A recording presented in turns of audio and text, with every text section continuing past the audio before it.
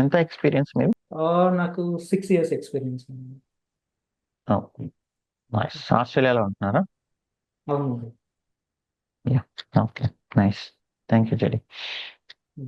ఇంకొకటి చెప్పాలి శివ గారు, ఎందుకంటే మీరు చెప్పేది ఇట్స్ రియల్లీ రియల్. ఎందుకంటే చాలా ఇన్సైట్స్ నేను ఎక్కడ ఎక్స్పెక్ట్ చేయలేదండి ఇలా. ఎందుకంటే అన్ని చోట్ల ఏమవుతుందంటే ఏదో మనకి స్కూల్ స్టూడెంట్స్ లాగా అన్ని టాపిక్స్ చెప్పి ఓకే లాస్ట్లో ప్రాజెక్ట్ ఇంప్లిమెంట్ చేద్దాం ఆ టైంకి మనం అంతా మర్చిపోయి ఉంటాము, లేదంటే మళ్ళీ ఆ డాట్స్ కనెక్ట్ చేయడం చాలా టఫ్ అవుతుంది అనమాట. అలాంటిది ఈచ్ అండ్ ఎవ్రీ టాపిక్ ఒక ప్రాజెక్ట్ ఇంప్లిమెంట్ చేయడం అనేది it's really stick to the mind అనమాట కాన్సెప్ట్స్. సో ఈవెన్ నేను అంటే ఇష్యూ ఫేస్ చేసినప్పుడు కూడా ఆ, మీరు చెప్పిన డీబగ్ పాయింట్స్ ఆ యూస్ చేసి ఆ, చేయడం చాలా అంటే మేబీ రియల్ టైంలోకి వెళ్తే సో చాలానే హెల్ప్ అవుతుంది అనిపిస్తుంది ఇది. కానీ మీ అప్రోచ్ ఇస్ రియల్లీ రియల్లీ చాలా చాలా బాగుందండి, అదొకటి మాత్రం చెప్పగలను. Thank you so much.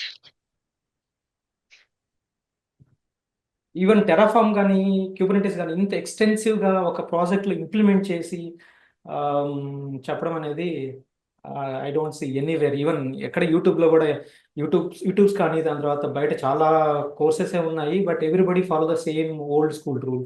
కానీ మీ అప్రోచ్ చాలా different.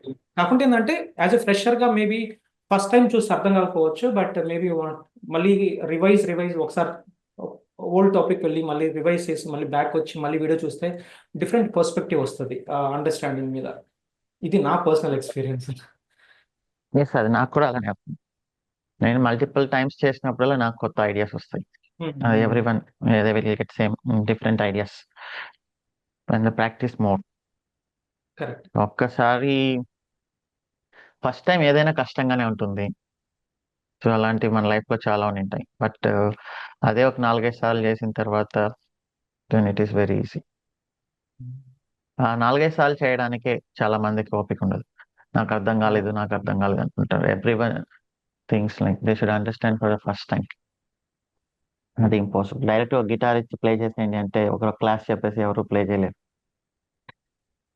Okay. Thank you Judy. Thanks అండి.